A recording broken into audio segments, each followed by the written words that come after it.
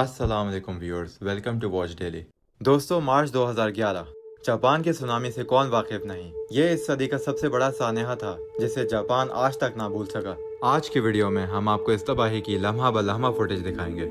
Downtown Tokyo 35 million जापानी अपने routine work में मशगूल, इस बात से बेखबर कि कुछ ही घंटों में इन्हें एक आफत का सामना करना है। टोक्यो से 200 मील दूर सेंडाई टाउन इस वक्त बहुत पुरअमन है, मगर ये शहर शाम तक कचरे का ढेर बन जाएगा, इसका किसी को इदराक भी ना था। Tokyo earthquake monitoring headquarter Richter scale किसी ज़लज़ले की निशानदेही कर रहा है। इस वक्त जियोलॉजिस्ट जापान से 80 मील दूर समंदर में ज़मीन में होने वाली हलचल की आवाज़ साफ तौर पर सुन सकते हैं। 2:45 सेंडाई टाउन में सबसे पहले ज़लज़ले के झटके महसूस किए गए। ये झटके इस कदर शदीद थे कि लोग खौफजदा होकर इमारतों से बाहर निकल आए और इनकी शिद्दत में हर सेकंड के साथ इजाफा होता गया। 200 मील दूर टोक्यो की हाई राइज बिल्डिंग्स जो कि शॉक प्रूफ हैं, वो भी इस ज़लज़ले के असर से लरज़ रही हैं, जबकि ज़मीन में शगाफ पड़ गए और तो और ज़मीन से जगह जगह पानी बाहर आ रहा है। एक तरफ ज़लज़ले ने तबाही मचा रखी थी और दूसरी तरफ समंदर की एक बड़ी सुनामी वेव जापान के मशरकी साहिलों की तरफ बढ़ रही थी। इसका वॉल्यूम हर लम्हे बढ़ता जा रहा था।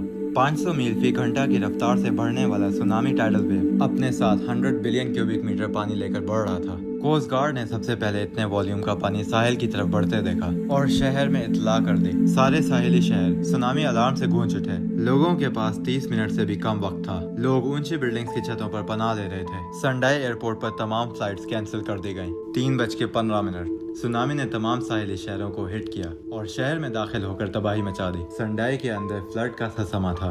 हर तरफ सिर्फ तबाही का मंजर था। गाड़ियां, घर सब तिनकों की मानद पानी के साथ बह रहे थे। 3:55 अराहामा की ऊंची इमारतें भी पानी में डूब चुकी थीं। लोगों को एक एक करके इमारतों की छतों से हेलीकॉप्टर के जरिए रेस्क्यू किया गया। 3:57 पानी सेंडाई एयरपोर्ट में दाखिल हो गया। तमाम फ्लाइट्स डाइवर्ट की जा चुकी थीं। अभी एक और खतरा मंडला रहा था। 19 मील के फासले पर जापान का न्यूक्लियर प्लांट सुनामी की जद में था। इसके 3 रिएक्टर्स जिनके कूलिंग सिस्टम के लिए अनइंटरप्टेड इलेक्ट्रिसिटी सप्लाई जरूरी थी, ज़लज़ले के बायस यहाँ बिजली का निजाम खत्म हो चुका था और इस वक्त जनरेटर्स के जरिए इस प्लांट के कूलिंग सिस्टम को रन किया जा रहा था, मगर आखिर जनरेटर्स भी जवाब दे गए। न्यूक्लियर प्लांट के इर्द गिर्द 6 मीटर ऊंची सी प्रोटेक्शन वॉल तामीर की गई, मगर 14 मीटर ऊंची सुनामी वेव के आगे ये दीवार मट्टी का ढेर साबित हुई। इसके 2 रिएक्टर्स जनरेटर्स फेल होने के बायस जोरदार धमाके से फटे। तीसरे रिएक्टर को बचाने के लिए फायर ब्रिगेड्स की गाड़ियां रेडियो एक्टिव एरिया में दाखिल हो गईं और समंदर के पानी से रिएक्टर को मेल्ट डाउन होने से बचा लिया गया। 201 घंटे के अंदर जापान के तमाम साहिली शहर तबाही का मंजर पेश कर रहे थे। रेक्टर स्केल पर ज़लज़ले की शिद्दत 9 दर्जे रिकॉर्ड की गई। ये अब तक के टॉप 5 ज़लज़लों में से एक था,